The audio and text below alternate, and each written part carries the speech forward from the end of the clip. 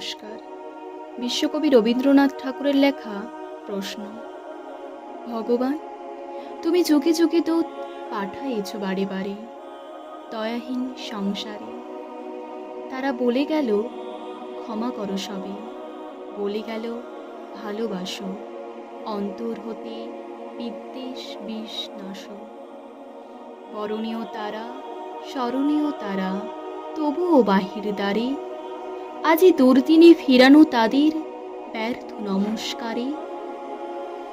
আমি যে দেখেছি গোপন হিংসা কপট রাত্রি ছায়ে এনেছে নিঃসহায়ে। আমি যে দেখেছি প্রতিকারহীন শক্তির অপরাধে বিচারের বাণী নীরবে নিভৃতে কাঁদে।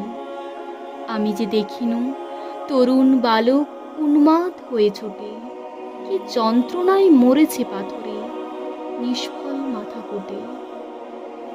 কণ্ঠ আমার রুদ্ধ আজিকে বাসি সঙ্গীত হারা, অমাবস্যার কারা লুপ্ত করেছে আমার ভুবন দুঃস্বপনের তলে।